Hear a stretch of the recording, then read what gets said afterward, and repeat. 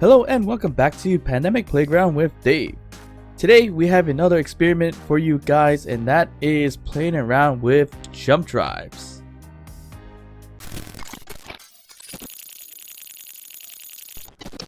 Alright, so today's experiment is playing around with jump drives, which is this big boy here, which is a 3x3x2 block. So it's 3 across, 3 up and down, and only 2 blocks wide. So that's a jump drive.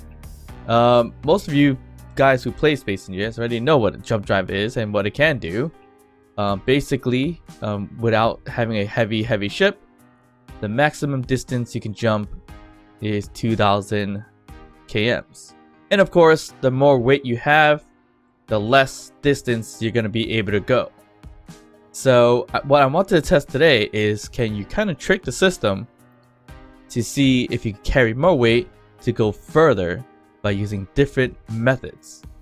I know it sounds like an exploit of the game, so I'm testing this out just to see if that exploit does exist, because I'm hoping it does not, to be honest. Before we begin, if you're not too sure what a jump drive is, you haven't built it yet, it is basically your teleporting machine.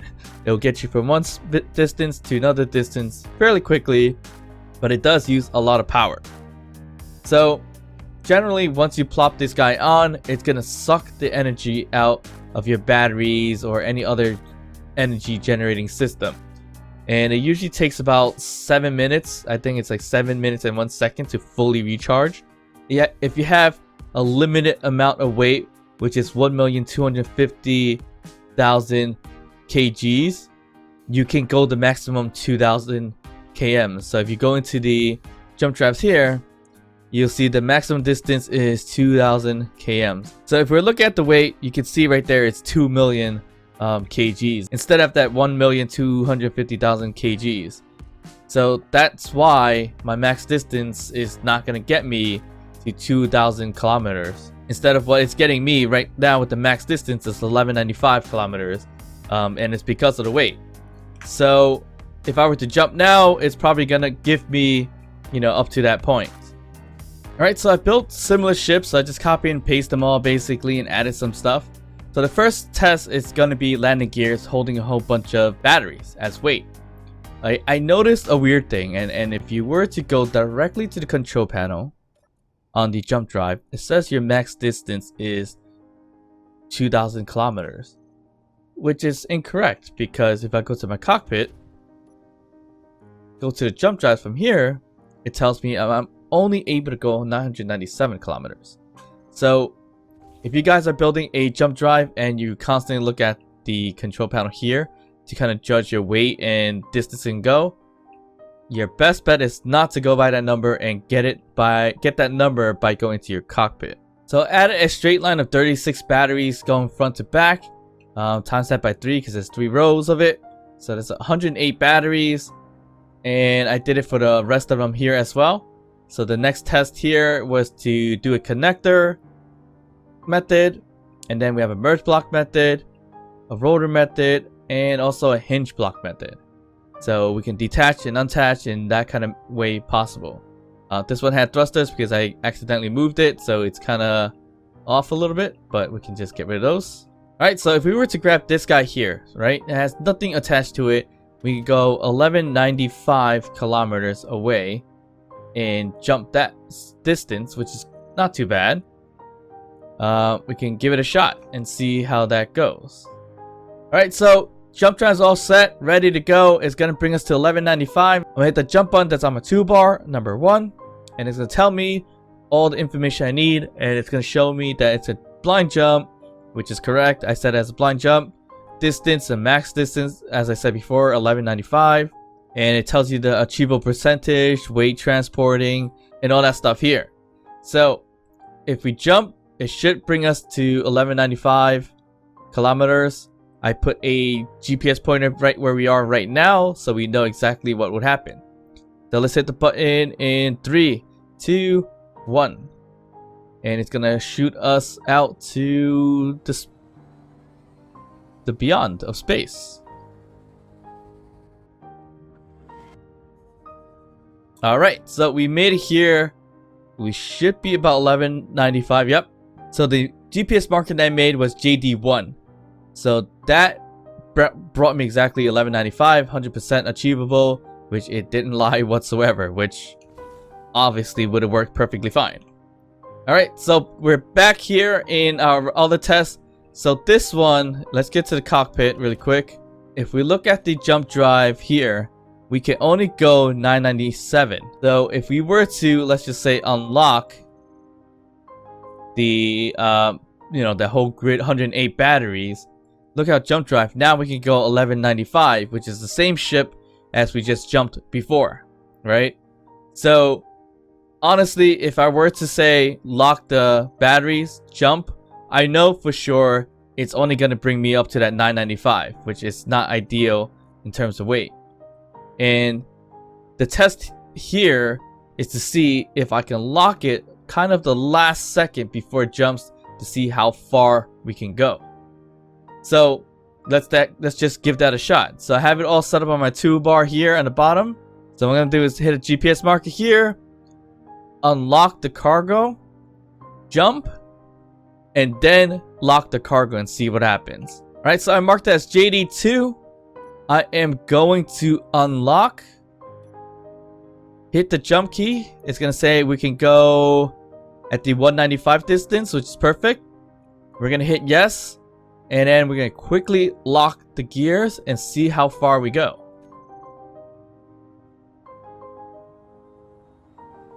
We're going to lock in 3 seconds. There, locked up, and we're going to go. Interesting. So I locked at the 3-second mark. It showed that it was going to go, and then it just reset it. Nothing happened. Huh. Let's try that again. We're unlocked. We're going to go and probably try to hit it in 1 second to left to go. So let's hit the jump drive. And it's going to count down. I'm going to lock at the 1 second mark and see if that works.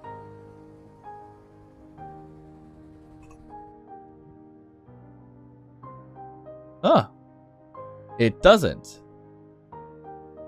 That's good, because I honestly was hoping for it to not work, because it would be somewhat of an exploit.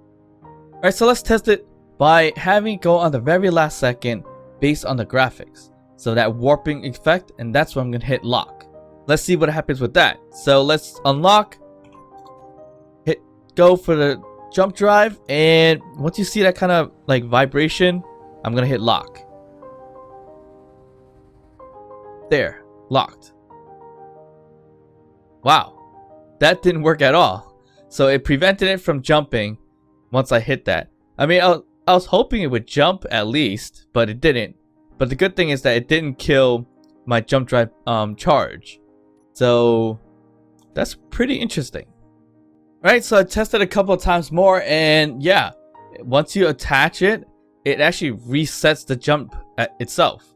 However, let's try the opposite. So let's just say you have the weight on you, hit the jump drive, and then unlock it at the last second.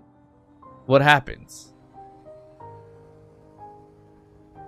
Well, I'm gonna lock a little earlier. And where do we end up? So that sucks. So we unlocked at like 2-3 seconds, and we ended up going just as far as where we would have been with weight on. So that's quite interesting and a bit of a fail. So if you were to not carry the weight and then attach the weight, it cancels. But however, you do the opposite, where you have the weight, unlock the weight, you will only go as far as how much weight you originally had when you started the jump drive. So that's quite interesting, actually. So the landing gear is the main test that I want to try, because that's the one I've heard about, where you can lock on to a big mass of, items and be able to port from one area to another with like almost maximum distance. So, there's multiple ways to attach things. So we're going to test out the connector version as well. So in this one, it might be a little bit changed in weight, as you see here. The jump is probably going to be a little bit different. We can only go 996 with the connector attached. If we disconnect it, we could go, look, 1195. It's the pretty much the original ship. So if we jumped and then connect the connector, will that create that weird little exploit-ish kind of thing? So let's disconnect, hit jump, wait for it to hit that warpy at a little after 1 second, hit connect and see what happens. It probably would reset. Yep. Alright, so yeah, the moment I connect onto it, it just resets. Alright, so the next test is the merge block. I would 100% assume that it's not going to work right, but let's see what kind of behavior it would have, right? It might act a little bit different because it's, you know, it's connecting mass like into one big unit. It's not like a connector or a landing gear. So I do want to see if it makes a bit of a difference. We're going to turn off the merge block, as you see here, so we're not connected. Our jump's going to say we can go 1197, which is perfect. And we're going to turn on the merge block before we jump and see what happens.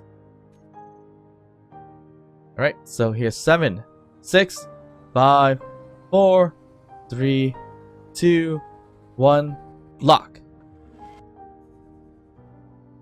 It didn't lock because a merge block takes some time to lock. That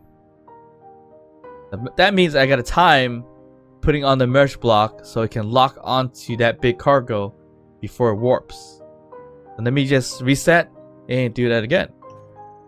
Alright, we're back here with all my ships. If I unlock and then locked on, it takes about 2 seconds, say, or at least a second, I would say.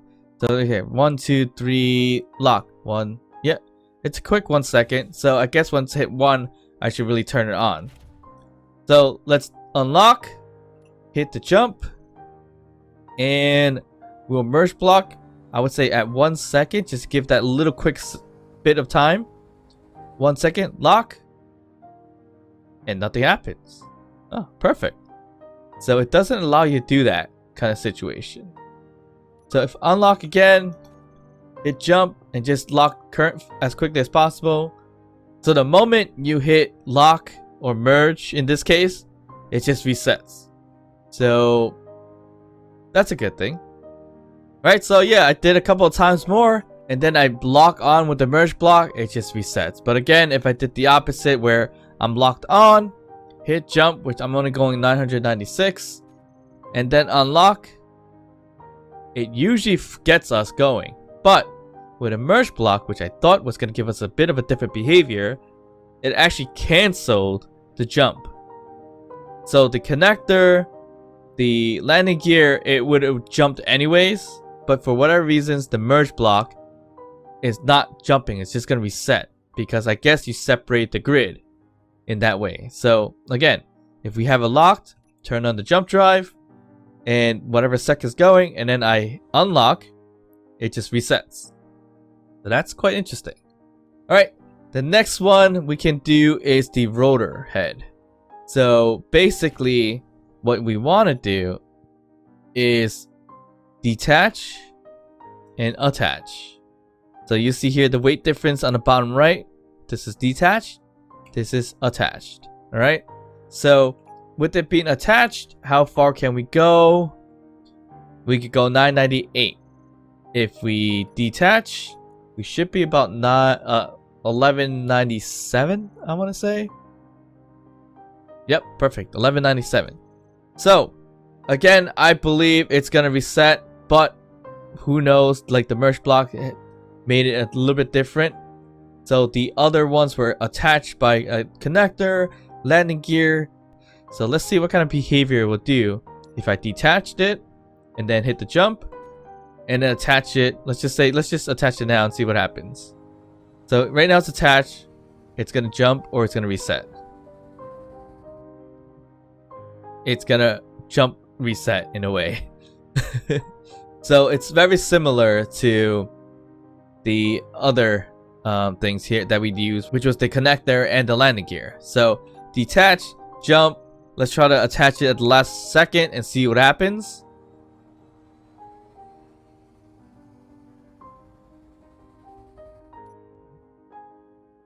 And it resets. So it's very similar behavior to the connector and the landing gear itself. The next one is pretty much the same test, except with the difference with the hinge. The hinge is a little bit different only because it's a 1-block thing.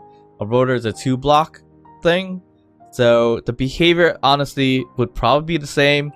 Might as well test it anyway. So we're gonna hit the jump. We hit 1197 because we're unlocked. And let's just lock it right away and see what happens.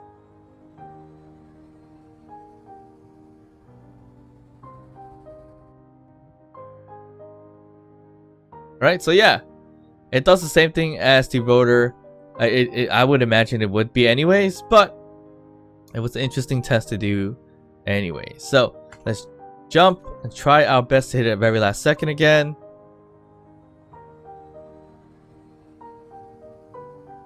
Two, one, attach. Yep. So the moment you attach, it's just gonna reset on this one as well. Alright. The last thing I want to test is not carrying stuff, but can a small grid ship have a jump drive and actually work? I have never tried this before, so I just want to play around with it and see if you can add a large grid jump drive into a small grid rotor and see if you can actually jump. So if we go into the control panels, go to a jump drive, it says we can go at a maximum of 1206 kilometer.